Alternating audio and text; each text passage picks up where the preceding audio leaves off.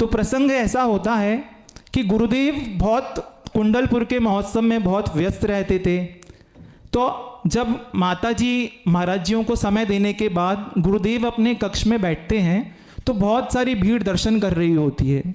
तो दर्शन करते वक्त एक छोटी सी बालिका, शायद प्रतिभा स्थली की वो बालिका रहती है, वो गुरुदेव के पास बड़ी निर्भय होकर अंदर कमरे में प्रवेश कर जाती है और कहती है, आचार्य श्री मैं आपसे एक प्रश्न करना चाहती हूँ।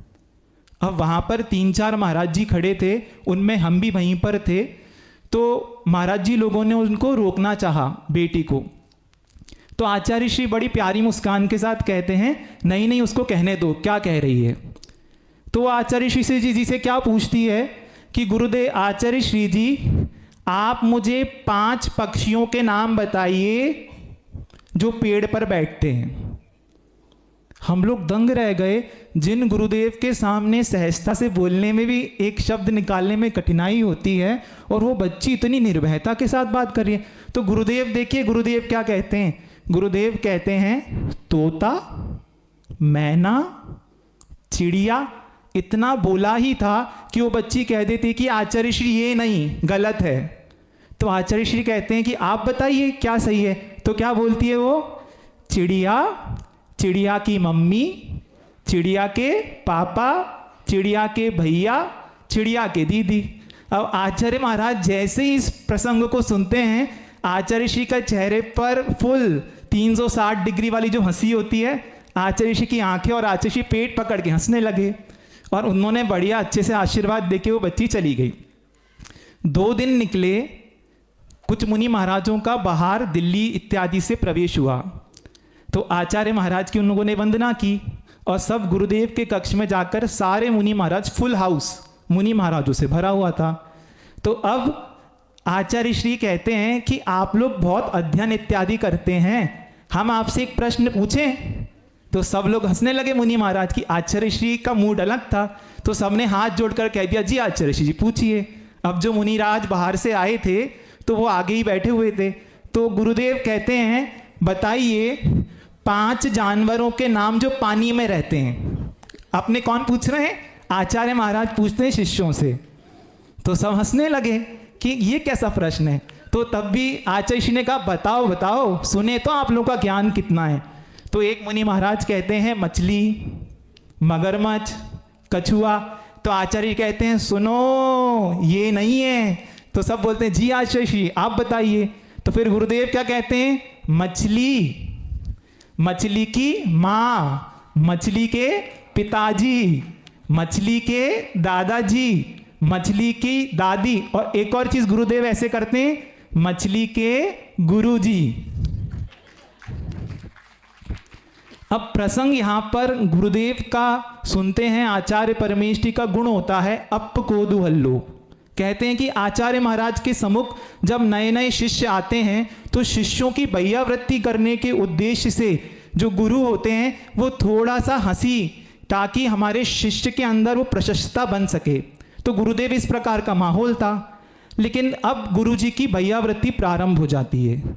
अब देखते हैं कि आचार्य श्री सारे शिष्यों से बहुत हंस हंस कर उनको निहार रहे हैं अच्छे से, बड़ा वातावरण प्रशस्त रहता है। इतने में देखते हैं कि आचार्य श्री महाराज एकदम शांत हो जाते हैं। तो मैं आगे ही बैठा हुआ था, तो मैंने 2-3 महाराज जो बड़े महाराज जी लोग थे, मैंने पूछा कि आचार्य महाराज इतने शांत और एकदम इतने गंभीर कैसे हो गए। तो पास में जो पूज्य निरापक श्री संभव सागर जी महाराज जी थे, तो वो मुझसे कहते हैं कि निर्लेप सागर जी महाराज जी आज की बात नहीं है, वर्षों की बात है। आपने पीछे देखा नहीं कमरे में अभी कौन आया। तो मैंने कहा नहीं, दृष्टि नहीं पड़ी। तो बोलते हैं आपके बड़े महाराज पूज्य मुनिवर श्री समय सागर जी महाराज अभी कक्ष में आकर बैठे हैं। आचार्य समय सागर जी महाराज जी आखिरी में आकर बैठ गए। अब बड़े महाराज जो गुरुदेव आचार्य श्री हैं वो कुछ भी नहीं, एकदम उन्होंने अपना सर नीचे झुका रखा है और एक भी शब्द नहीं बोल रहे।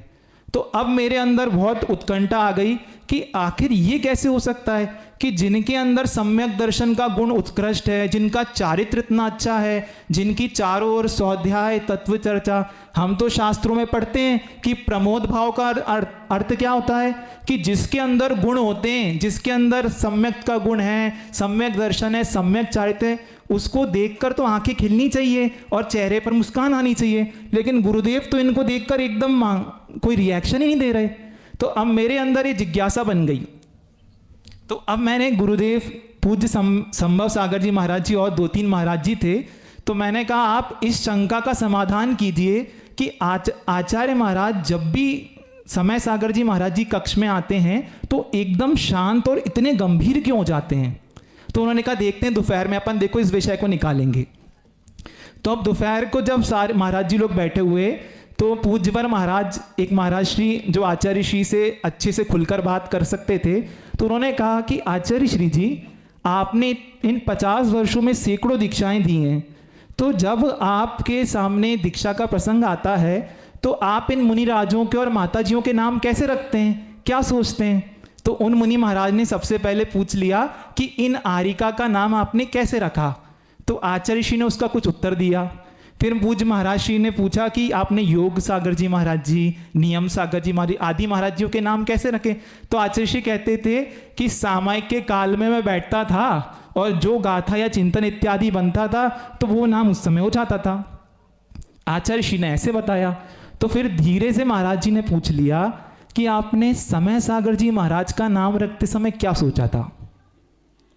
अब जैसे ही समय सागर जी महाराज का नाम बोला, गुरुदेव उतने ही गंभीर, और मेरी अपनी आंखों से देखा आचार्य श्री ने अपने दोनों हाथ ऐसे जोड़े। ये प्रसंग 2022 का है। उन्होंने अपने हाथ ऐसे जोड़े और अपने सर पर रखकर कहते हैं कुंद कुंद देव। ब्रह्मचारी अवस्था से क्षुल्लक अवस्था में जिन गुरुदेव को जिनमें कुंद कुंद देव के दर्शन होते हैं। कुंद कुंद देव नाम कोई सामान्य नाम नहीं है बंधुओं, ये वो नाम है। आज आप किसी भी जिन शासन में भारतवर्ष में किसी भी प्रतिमा को देख लेना, उस प्रतिमा के ऊपर लिखा रहता है कुंद कुंद आमनाए। आप मंगलाचरण करते हैं, मंगलम भगवान वीरो, मंगलम गौतमो गणी, मंगलम कुंद कुंद आर्यो जैन धर्मोसु। कुंद कुंद को जिनको सर्वमान्य आचार्य माना है, गुरुदेव श्री विद्यासागर महाराज कहते हैं कि मुझे समय सागर जी महाराज में कुंद कुंद देव झलकते हैं। तो कोई कहेगा क्या ऐसा स्पष्ट कहा? नहीं, प्रसंग जब चल रहा था उन्होंने हाथ जोड़ लिए और मैं आज भी उस भाव भूमिका को भूल नहीं सकता। आचार्य श्री की आंखें और उनका जो चेहरा था उसमें जो आस्था थी। हम हमारे गुरुदेव को कहते हैं कि हमारे गुरुदेव इन 50 वर्षों में सर्वश्रेष्ठ गुरुदेव थे। हर व्यक्ति कहता है कि मेरे गुरु विद्यासागर जी महान हैं, लेकिन पूछो उन गुरु से, गुरुदेव विद्यासागर महाराज के हृदय में यदि किसी शिष्य के प्रति आस्था थी, यदि किसी शिष्य के प्रति विनय था, तो उनका नाम आचार्य गुरुदेव श्री समय सागर महाराज है। मैं इसलिए नहीं कह रहा कि ये मेरे गुरु हैं, मेरे श्रुत गुरु हैं, उन्होंने मुझे संस्कार दिए, मुझे शिक्षा दी। आचार्य श्री कहते हैं कि हम हर वस्तु का निर्णय लक्षण के माध्यम से करेंगे। आचार्य परमेष्टि के लक्षण आते हैं, दंशन नाण पहाड़े, वीर्याचारित्वर तवायारे, अपम परम जो जुंजई सो आयरियो मुनि जियो। मुनि किसको ध्यान करेंगे? जो 5 पंचाचार में श्रेष्ठ तपाचार वाले होते हैं। श्रेष्ठ तपाचार, दर्शनाचार, वीर्याचार, चारित्राचार जो पालन करते हैं और कराते हैं, वो आचार्य परमेष्टि होते हैं। मुझे इस मार्ग में आए हुए लगभग 8 वर्ष हो गए। गुरुदेव तो आचार्य परमेष्टि 2 वर्ष पहले ही बने हैं।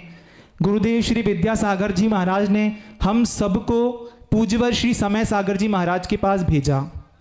अब आप देखिए, पहली बार ऐसा हुआ जब गुरुदेव ने अपने कर कमलों से दीक्षित शिष्यों को, हम दीक्षित किससे हुए?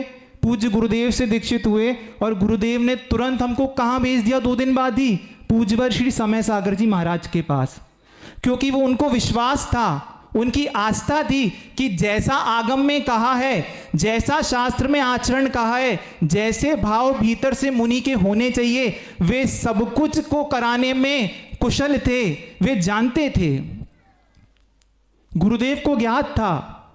अब एक और प्रसंग आपको इसलिए बताना उचित समझता हूं कि निष्प्रयता या निरीता किसको कहते हैं।